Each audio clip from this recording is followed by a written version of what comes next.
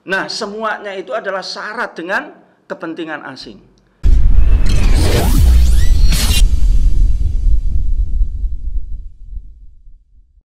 Alhamdulillah wa syukurillah wa ni'matillah la khawla wa la quwata illa billahil aliyyil azim.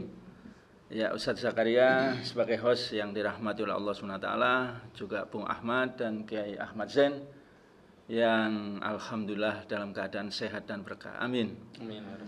Ya, netizen ya dari Mimbar Top atau juga AK Channel dan juga anti oligarki dan juga YouTuber perjuang yang lain yang juga mudah-mudahan senantiasa sehat dan berkah ya.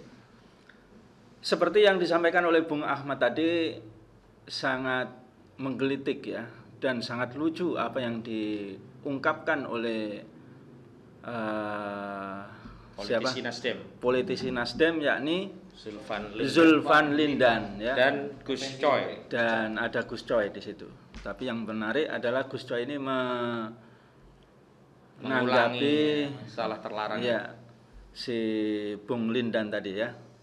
Ya, saudara-saudara sekalian, kalau kita lihat dan coba kita cermati dari diskusi mereka, ya ini sangat lucu sekali. Ya, bagaimana mereka ini politisi kawakan, gitu ya. Yang pertama bisa kita lihat apa sebetulnya tujuan dari Bung Zulfan Lindan ini mengatakan demikian. Apakah dia betul-betul memiliki tujuan yang lurus, yang penuh dengan kecintaan kepada rakyat di negeri ini, atau sebetulnya ada tujuan yang sekarang ini ya sudah sangat marak dan tidak ada tedeng aling-aling, yakni tujuan kepentingan sesaat, kepentingan partai, atau yang seringkali ramai ini ya tujuan wani piro, begitu ya. Soalnya Bung Lindan ini kalau kita lihat ya, Zulfan Lindan ini juga telah kalau tidak salah ya dipecat juga jadi struktural dipecat. Ya. Nah, sehingga dia ini cari juga ya citra, cari juga ya kanan kiri. Nah, inilah yang sering kali disebut dengan politik wani piro gitu ya. Nah, dari sini nanti akan ada tawaran-tawaran. Kalau dari Nasdem tidak ada tawaran lagi, nah insya Allah dari partai-partai lain atau paling tidak dari rezim Jokowi. Nah, ini justru yang nampak gitu ya. Yang kedua, kalau kita lihat dari Bung Zulfan Lindan ini juga tidak negarawan gitu. Seperti yang dikatakan oleh Bung Ahmad tadi itu bahwa HTI, FPI itu tidak dibubarkan, hanya dicabut badan hukumnya saja. Ya. Demikian juga FPI, tetap FPI, Bung Ahmad sekarang itu. Iya. Ya. Cuman dia Front Persaudaraan Islam. Sah tidak, Bung? Sah. Tapi saya tidak bisa membayar sepeda, Bung Ahmad. Saya udah banyak sepeda. Nah. Tapi benar ya. Iyalah. Gitu loh. Front Persaudaraan Islam ini sah sebagai organisasi Islam. Lah kenapa? Ada tujuan apa dari Bung Zulfan Lindan ini? Nah, tentu dia ini ya terkena opini atau agenda yang sering kali disebut dengan Islamfobia yang menjadi agenda dari rezim ini. Ya, radikal, ya, tuduhan terorisme, tuduhan makar, ya. Yang semuanya itu tidak pernah terbukti. Saya pernah hadir di persidangan waktu di PT UN, Bang, ya. Ketika itu luar biasa Ansat Mbah itu. Ya. Gitu. Hizbut Tahrir kalau tidak dilarang ini bisa menimbulkan ribuan ton bom itu akan meledak. Coba. Lucu. Terbukti tidak itu, Bang? Tidak. Kalau tidak benar berarti itu yang dikatakan Islamfobia. Demikian juga yang dikatakan oleh Bung Zulfan Lindan tadi, Kiai. Ya, Hizbut Tahrir hanya dicabut badan hukumnya. Apalagi dijelaskan oleh Bung Ahmad.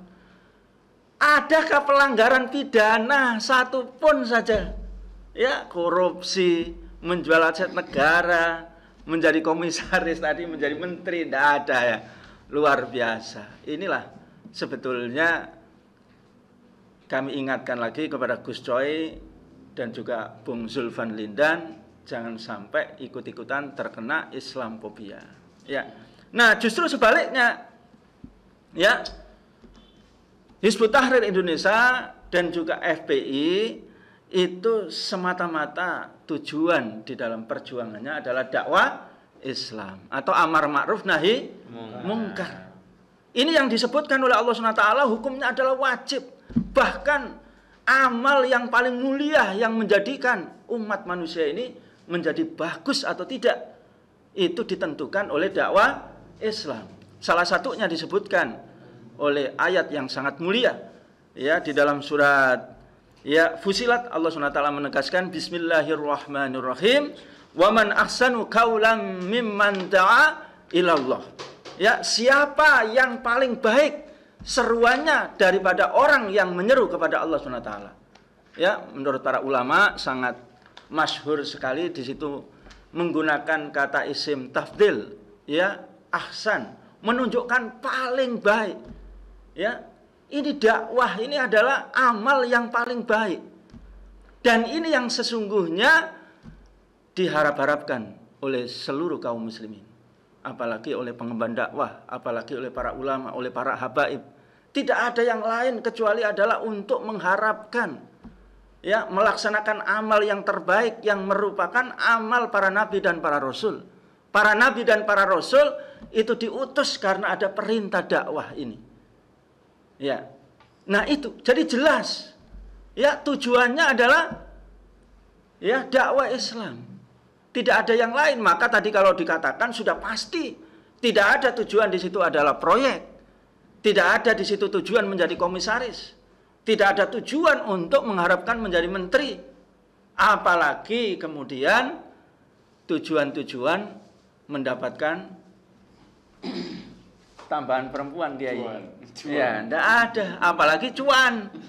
Gitu. Sama sekali tidak ada. Karena tujuannya sudah jelas.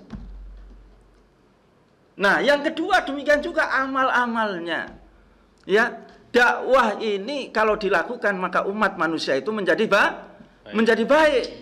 Dan kalau ditinggalkan maka umat ini akan menjadi rusak. Ini telah dinaskan oleh Allah SWT melalui Rasulnya dalam banyak riwayat. Salah satunya disebutkan di dalam hadis yang diriwayatkan oleh, ya, Imam Ahmad dan Imam At-Tirmidzi. Bismillahirrahmanirrahim. Walladzi nafsi biyadihi la ta'murunna bil ma'ruf wa la tanhauna 'anil munkar aw la yusikanallahu ayyab'atsa 'alaikum iqaban min 'indi.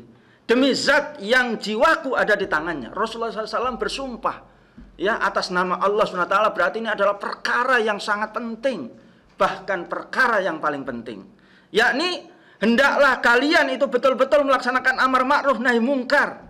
Atau jika kalian tidak melaksanakan amar ma'ruf nahi mungkar, maka sungguh Allah SWT akan mengirim kepada kalian siksanya. Subhanallah. Dalam riwayat yang lain, umat ini atau rakyat itu akan diserahkan oleh Allah kepada penguasa yang zalim. Nah, ini ketika dakwah tidak dilakukan, ya, maka bisa dilihat di dalam realitasnya ini, Kiai. Ya, tulisan-tulisan yang diedarkan oleh, ya, aktivis-aktivis FPI dan Hizbut Tahrir, ya, ceramah-ceramahnya atau demo-demonya dulu sebelum dilarang. Nah, gitu ya, Bung Ahmad, ya. Luar biasa. Meminta bagaimana Freeport itu dihentikan.